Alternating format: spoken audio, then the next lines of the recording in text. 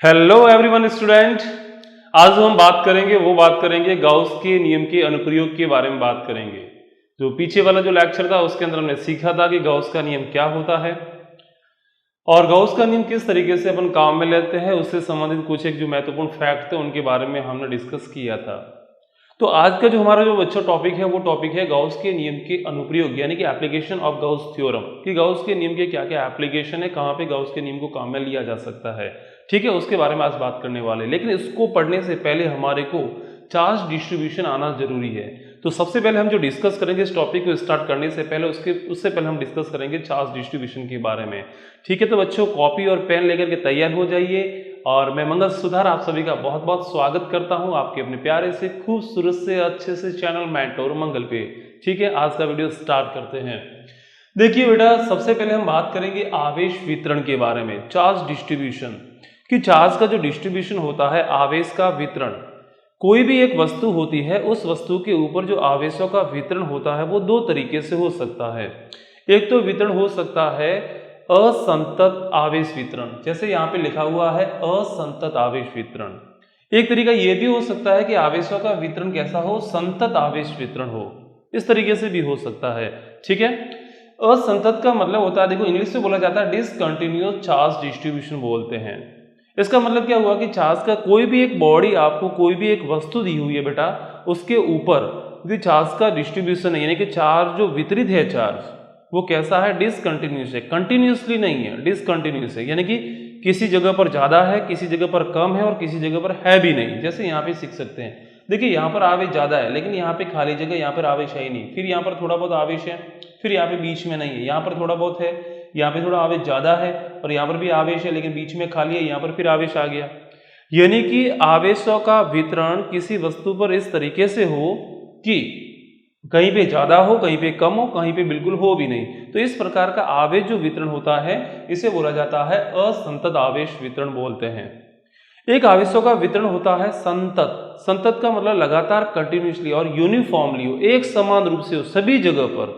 जैसे for example के लिए मेरे पास में एक प्लेट है, ये फॉर एग्जाम्पल मेरे पास में एक प्लेट है, ठीक है, इसके ऊपर आवेश यहाँ पर भी है, एक जैसा फैला हुआ है, एक जैसा।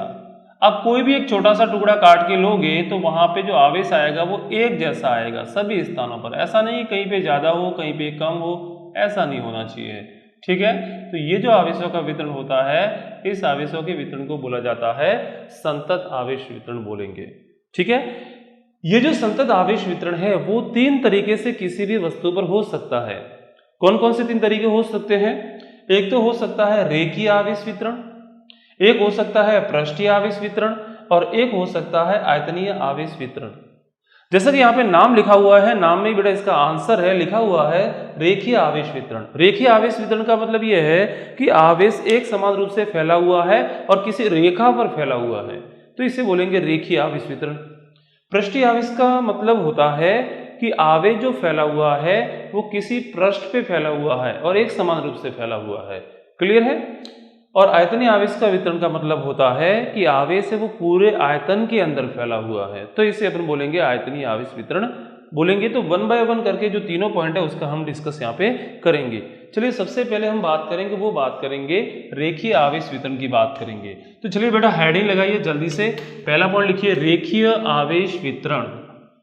ठीक है, रेखीय आवेश वितरण सबसे पहला पॉइंट डालोगे आप, रेखीय आवेश वितरण पहला पॉइंट, रेखीय आवेश वितरण। रेखीय आवेश वितरण charge linearly charged distribution, linearly charged distribution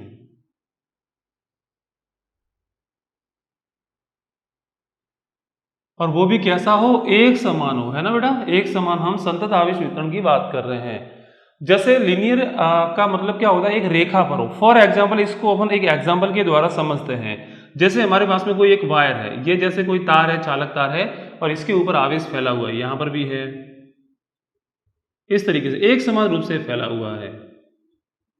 तो ये जो वितरण होगा इस वितरण को बेटा बोला जाएगा रेखीय आवेश वितरण बोलेंगे। ठीक है, अब जैसे पूरी इसकी जो लंबाई है, इसकी लंबाई को मैं मान लेता हूं कि इसकी जो टोटल लंबाई है बेटा वो है L, और यहाँ पे पूरा जो आवेश फैला हुआ है वो Q है। यहां से लेकर के यहां तक जो आवेश फैला हुआ है वो Q है। और आपसे पूछा जाए कि यहाँ पे जो रेखीय आवेश वितरण है इसका रेखीय आवेश घनत्व क्या होगा। अब यहाँ पर एक नई अपन भौतिक राशि की बात करेंगे, रेखीय आवेश घनत्व की बात करेंगे। रेखीय आवेश घनत्व, अब क्या होता है बेटा रेखीय आवेश घनत्व? तो डेफिनेशन होती है इसकी कि निकालने का, इसको लैम्बडा से व्यक्त किया जाता है, तो अपन लिखेंगे lambda is equal to, formula होता है बेटा इसका, वो होता है कि टोटल आवेश कितना है इसके ऊपर। मान लेते हैं कि टोटल आवेश Q है और टोटल लंबाई L है, यानी कि यहां पर जो कैपिटल Q आवेश जो फैला हुआ है वो L लंबाई पर फैला हुआ है। और आपसे पूछा जाए कि एकांक लंबाई पर कितना होगा, तो अपन कैसे करते हैं, एकांक लंबाई पर निकालने के लिए Q के अंदर L का भाग दे देते हैं। जैसे बोलते हैं ना 5 पेन का मूल्य 10 रुपए है, एक पेन का निकालने के लिए अपन क्या करते हैं 5 का भाग देते हैं उसके अंदर। तो सेम यही है कि L लंबाई पर आवेश कैपिटल Q है तो एकांक लंबाई पर कितना होगा, यानी कि एक लंबाई पर कितना होगा तो L का भाग देंगे और यहां से आ जाएगा फॉर्मूला Q अपॉन में L आ जाएगा। ठीक है, ये होता है रेखीय आवेश घनत्व का फॉर्मूला। ठीक है, आपसे पूछा जाए रेखीय आवेश घनत्व का फॉर्मूला क्या है, तो आप बोलोगे lambda is equal to Q by L। यदि ठीक है आपको पूरी लंबाई दे रखी है, लेकिन आप यदि यहाँ पे अल्पांश लंबाई लेते हो, dl लंबाई ले लेते हो, मान लेते हैं कि ये जो लंबाई है यहाँ से यहाँ तक dl लंबाई कितनी है, dl लंबाई, और dl लंबाई एक छोटी सी, कैसी लंबाई है, एक छोटी सी, और छोटी सी लंबाई पर जो आवेश है वो भी कैसा होगा, छोटा सा, है ना। मान लेते हैं कि आवेश कितना है, dq है, तो यहां से भी निकाल सकते हैं, अरे dl लंबाई पर आवेश कितना, छोटा सा dq, तो एकांक लंबाई पर कितना होगा, लैम्बडा का फॉर्मूला आप ये भी बना सकते हो, यदि पूरी लंबाई दे रखी है, पूरा आवेश है तो Q बाय L हो जाएगा, लेकिन यदि dl लंबाई है और dq आवेश है तो यहां से फॉर्मूला बनेगा dq अपन में dl, ये dl कैपिटल लिख लो इसको, ठीक है ना, ये फॉर्मूला बन जाएगा। तो आप ये वाला फॉर्मूला भी काम में ले सकते हैं। ठीक है बेटा, यहां से पूछा जा सकता है आपको इस भौतिक राशि का मात्रक क्या है, तो मात्रक यहां से अपन बना सकते हैं, इस भौतिक राशि की मात्रक की बात करें, इसका जो मात्रक बनेगा वो मात्रक बनेगा, यहां पे देखिए क्या है, आवेश, आवेश को किस में मापते हैं, कूलाम के अंदर, ये क्या है, लंबाई, तो क्या लिखेंगे, कूलाम बटा मीटर, क्योंकि ऐसा ही पद्धति की बात कर रहे हैं और ऐसा ही पद्धति के अंदर इसको कूलाम में मापेंगे, इसको हम मापेंगे बेटा मीटर के अंदर, यानी कि इसको लिखा जा सकता है C अपॉन में M करके भी लिख सकते हैं।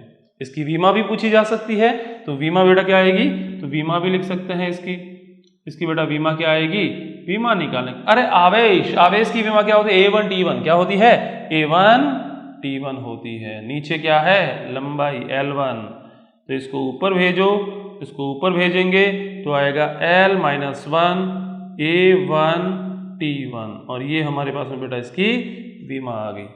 क्लियर है। अब सेकंड अपन एक सवाल मैं आपसे देता हूं, इसका आप आंसर बताना, ठीक है, रेखीय आवेश घनत्व बताना। चलिए बेटा आपके सामने एक मैं सवाल फेंक रहा हूं ना, इसको कैच करना, देखते हैं कितने बच्चे इसको कैच कर पाते। एक सवाल है, एक R त्रिज्या की वलय है, एक R त्रिज्या की वलय है और इस पर एक आवेश फैला हुआ है, इस पर एक आवेश फैला हुआ है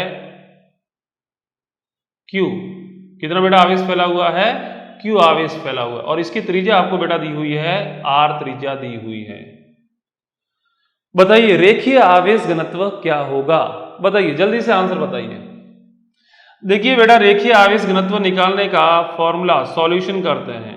अरे फॉर्मूला क्या है, फॉर्मूला क्या है बेटा, फॉर्मूला है कैपिटल Q अपॉन में कैपिटल L, यानी कि टोटल आवेश अपॉन में टोटल लंबाई। लंबाई कौन सी लेनी है, जहां पर ये आवेश फैला हुआ है, ठीक है, तो यहाँ पे टोटल आवेश कितना है, Q है, तो अपन लिखेंगे lambda is equal to Q upon में, अरे लंबाई बेटा कितनी होगी, अरे जैसे मैं कह रहा हूं कि यहां से स्टार्ट कर रहे हैं तो यहां से लेकर के यहां से लेकर के यहां से लेकर के यहां तक, ठीक है ना, तो कुल लंबाई कितनी होगी, अरे कुल लंबाई जो होगी लाला वो लंबाई कितनी होगी, 2 पाई r होगी, कितनी होगी, 2 पाई r हो, अरे परिधि के बराबर होगी, ये तो गली गली में बच्चा कर रहा है इसको, तो है ना 2 पाई r, यानी कि यही हमारे पास में रेखीय आवेश घनत्व का फॉर्मूला निकल के आ जाएगा। क्लियर है, ठीक है। अगला जो बेटा हम पढ़ेंगे वो पढ़ेंगे पृष्ठीय आवेश वितरण के बारे में डिस्कस करेंगे। ठीक है, तो अगला जो पॉइंट है हमारा बेटा वो है पृष्ठीय आवेश वितरण। सेकंड पॉइंट, हाँ किसी को लग सकता है मेरी स्पीड धीमी है, तो आप YouTube के अंदर एक फंक्शन दिया हुआ है, वहां पे जाकर के स्पीड को 1.5 गुना या 2 गुना करके भी आप देख सकते हैं। ठीक है, चलिए दूसरा पॉइंट कौन सा है बेटा? दूसरा पॉइंट पृष्ठीय आवेश वितरण।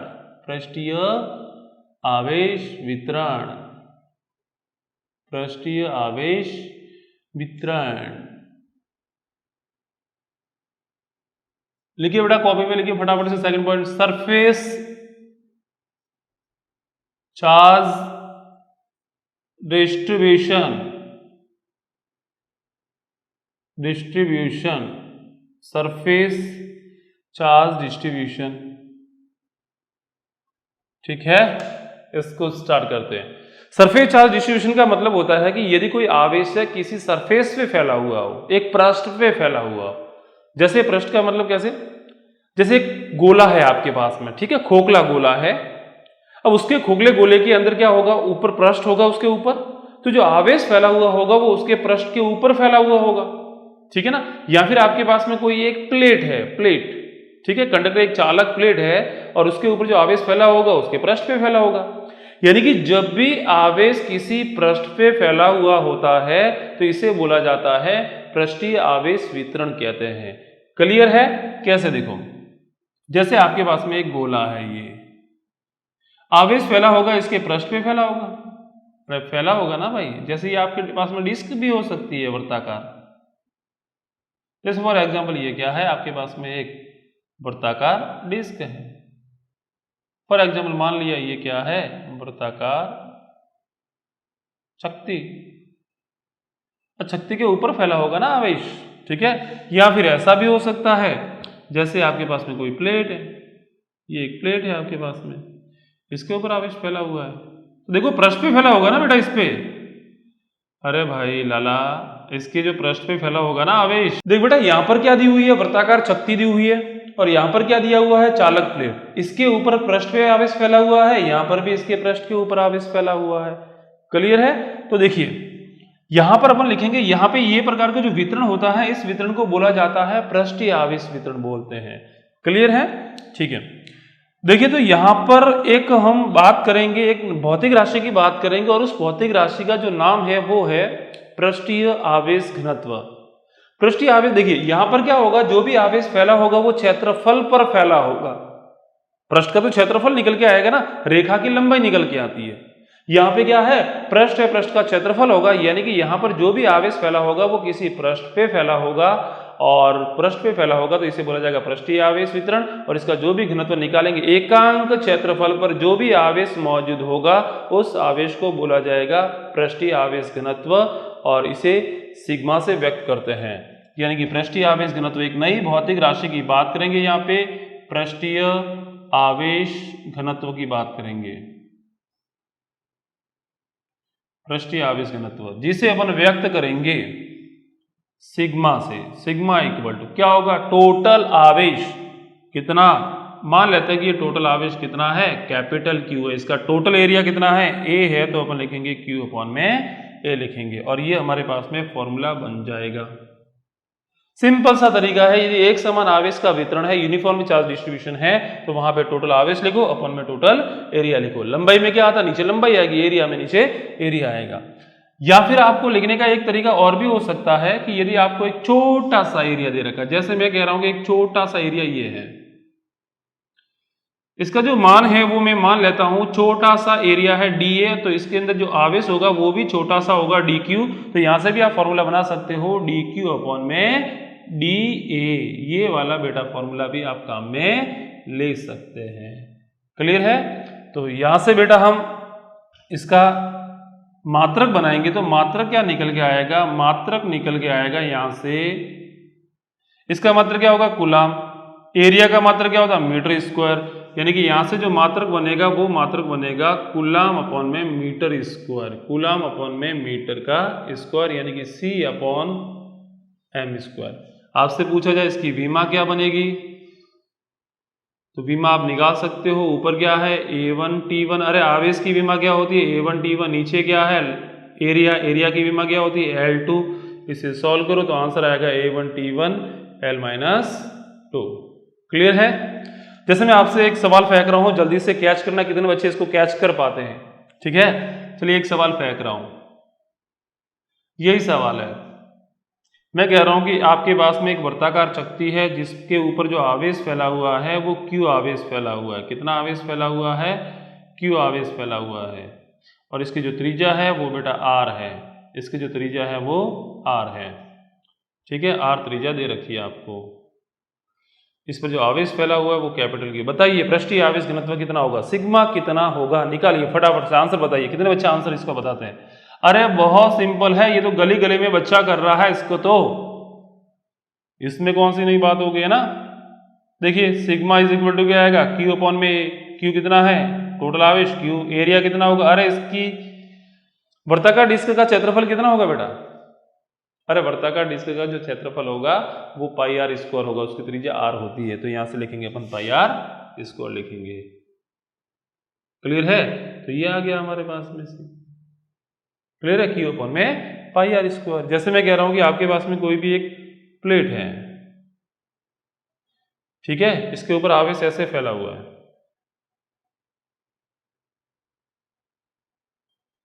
टोटल आवेश कितना है Q है, और मैं कह रहा हूं कि इसकी जो चौड़ाई है वो B है, इसकी लंबाई है वो L है। बताइए सिग्मा कितना होगा इसका, तो सिग्मा इज इक्वल टू पृष्ठीय आवेश में तो क्या होगा टोटल आवेश अपन में एरिया, एरिया क्या आएगा B into L, B into L, ये वाला आंसर निकल के आ गया। क्लियर है। तो अगला जो बेटा हम पॉइंट बात करेंगे ये हमारी पृष्ठीय आवेश घनत्व था। तीसरा हम सीखेंगे वो पढ़ेंगे आयतनीय आवेश वितरण पढ़ने वाले हैं। तो चलिए तीसरा पॉइंट आप लगाइए जल्दी से, इसे रब कर दो क्या बेटा, लिख दिया कॉपी में, ठीक है। तीसरे पॉइंट को डिस्कस करते हैं। तीसरा है बेटा वो है आयतनीय आवेश घनत्व। यदि कोई भी एक आवेश है किसी आयतन में मौजूद हो, किसके अंदर मौजूद हो, किसी आयतन के अंदर मौजूद हो, तो उसे बोलेंगे आयतनीय आवेश वितरण। आयतनीय आवेश वितरण, आयतनीय आवेश वितरण, volume charge distribution, charge distribution, ठीक है। इसको देखेंगे अपन। देखिए जैसे कोई भी एक गोला है आपके पास में, अचालक गोला है, उसके अंदर जो आवेश है पूरे आयतन के अंदर फैला हुआ है, ठीक है, उसके अंदर का जो पूरा आयतन होगा गोले के अंदर फैला हुआ है। जैसे आपके पास में अचालक गोला है और आवेश इस पूरे गोले के अंदर फैला गया है, ठीक है ना, तो ये क्या होगा पूरे आयतन में फैला हुआ है, तो हम बोलेंगे आयतनीय आवेश वितरण बोलेंगे इसको, सिंपल सी चीज है। या फिर जैसे आपके पास में कोई घन या घनाभ है, उसके पूरे आयतन के अंदर आवेश फैला हुआ है, जैसे आपके पास में कोई भी एक घन है, इसके पूरे के अंदर कोई आवेश फैला हुआ है, यहाँ पे यहाँ पे यहाँ पे सभी जगह पे फैला हुआ है, तो इसे अपन क्या बोलेंगे, आयतनीय आवेश वितरण बोलेंगे। क्लियर है। तो यहां पर एक नई टर्म फिर काम में लेंगे अपन, वो काम में लेंगे आयतनीय आवेश घनत्व काम में लेंगे। तो यहां पर एक नई भौतिक राशि की बात करेंगे, आयतनीय आवेश घनत्व, आयतनीय आवेश घनत्व, जिसे अपन प्रदर्शित करेंगे रो से, इसे हम प्रदर्शित करने वाले हैं रो से। और वही तरीका, अरे जब रेखीय आवेश घनत्व होता है तो लंबाई का भाग देते हैं, पृष्ठीय आवेश घनत्व होता है तो एरिया का भाग देते हैं। यहाँ पे आयतनीय आवेश घनत्व की बात कर रहे हैं तो हम आयतन का भाग देंगे, यानी कि वॉल्यूम का भाग देंगे।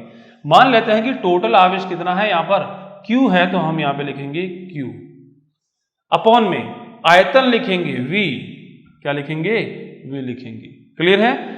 यहां से ठीक है, आपको यदि टोटल आवेश दिया गया है, टोटल वॉल्यूम दिया गया, आप यहां से निकाल सकते हो। एक तरीका और भी है, मैं कह रहा हूं कि इसमें एक छोटा सा dV आयतन ले लिया आपने। कितना आयतन लिया, dV। इसके अंदर जो आवेश है वो कितना है, dQ है। तो एक फॉर्मूला और भी बनाया जा सकता है आयतनीय आवेश घनत्व का, और वो बनेगा रो इज इक्वल टू, अरे आवेश कितना dQ, आयतन कितना dV। तो ये एक फॉर्मूला आप ये भी काम में ले सकते हैं। क्लियर है, ठीक है। देखिए इसके मात्रक की बात करें, इसका मात्रक क्या आएगा बेटा, इसके मात्रक की बात करते हैं। इसका जो मात्रक आएगा, देखो इसको कूलम में मापेंगे और इसको मीटर क्यूब में। अरे आयतन होता है, आयतन के अंदर 3 भुजा होती है, मीटर मीटर मीटर, यानी कि मीटर क्यूब आएगा, यानी कि मात्रक बनेगा वो बनेगा कूलम अपॉन में मीटर क्यूब, जिसे अपन लिखेंगे C अपॉन में m क्यूब लिखेंगे। विमा की बात करें तो विमा बेटा क्या निकल के आएगी, देखो ऊपर क्या है, आवेश है, आवेश की विमा क्या होती है, A1T1, A1T1। नीचे क्या है, लंबाई, लंबाई की विमा क्या होगी, L3। इसको सॉल्व करो तो क्या आएगा, A1T1, ये ऊपर चला जाएगा तो L की पावर -3। ठीक है, ये हमारे पास में विमा आ गई। अब इससे संबंधित कुछ एक सवाल है जो हम देखते हैं कि आपको निकालना है आयतनीय आवेश घनत्व। ठीक है, मैं सवाल फेंक रहा हूं, कैच करना है इसको। एक सवाल है, यही आपको दिया गया है, एक गोला दिया गया है जिसकी त्रिज्या r है। कितनी त्रिज्या है, r है, और यहाँ पे आवेश फैला हुआ है पूरे गोले के अंदर, पूरे गोले के आयतन में आवेश फैला हुआ है। तो बेटा क्या होगा, आपको पूछा गया है कि आयतनीय आवेश घनत्व क्या होगा, तो आपका आंसर आएगा रो इज इक्वल टू, अरे फॉर्मूला क्या होता है, आवेश बटा आयतन। आवेश में मान लेता हूं कैपिटल क्यू है तो अपन लिखेंगे कैपिटल क्यू, अपन में आयतन कितना होगा गोले का, अरे गोले का आयतन कितना होता है ये तो 8वीं क्लास का बच्चा भी बता सकता है ना, अरे 4/3πr क्यूब, यानी कि यहाँ पे लिखेंगे अपन 4/3πr क्यूब आ जाएगा। ये हमारे पास में आंसर आ गया इसका। एक सवाल और है, जैसे मैंने आपको दे दिया एक घन दे दिया जिसकी भुजा कितनी है, a है, जिसकी भुजा है अपने पास में a, और इसके अंदर पूरे घन के अंदर एक आवेश फैला हुआ है, और यहाँ पर जो आवेश फैला हुआ है उसका जो मान है वो दिया हुआ है आपको कैपिटल Q दिया गया है, और इसकी जो भुजा आपको बेटा दे रखी है वो दे रखी है a, और आपसे पूछा जाए कि यहाँ पर आयतनीय आवेश घनत्व कितना होगा, तो ये तो गली गली में बच्चा कर रहा है। क्या कर रहा है बेटा, अब कोई लड़का मेरे से पूछता सर क्या कर रहा है, अरे भाई सवाल कर रहा है और क्या कर रहा है ना। तो यहां से अपन लिखेंगे रो इज इक्वल टू, अरे टोटल आवेश कितना Q, और यहाँ पर अपन आयतन लिखेंगे, और घन का जो आयतन होता है बेटा वो क्या होता है, भुजा क्यूब होता है, और यहाँ पे भुजा कितनी है, a है, तो यहाँ पे लिखेंगे अपन a का क्यूब लिखेंगे। ठीक है बच्चा, तो आज जो हमने सीखा वो सीखा है कि कितने तरीके से आवेशों का वितरण होता है, कितने रेखीय आवेश वितरण हो गया, पृष्ठीय आवेश वितरण हो गया, आयतनीय आवेश वितरण हो गया, और उसके आधार पर 3 टाइप के घनत्व हमने सीखे, रेखीय आवेश घनत्व, पृष्ठीय आवेश घनत्व और आयतनीय आवेश घनत्व। तो आज के लिए बच्चों इतना ही, और यदि आपको वीडियो पसंद आया है तो वीडियो को लाइक कीजिए, शेयर कीजिए, और अभी तक आपने चैनल को सब्सक्राइब नहीं किया है तो जरूर लाल बटन को दबा करके वीडियो को चैनल को सब्सक्राइब कीजिए। उससे क्या होगा कि मेरे को नई नई वीडियोस लाने में मोटिवेशन मिलता रहेगा। Thank you.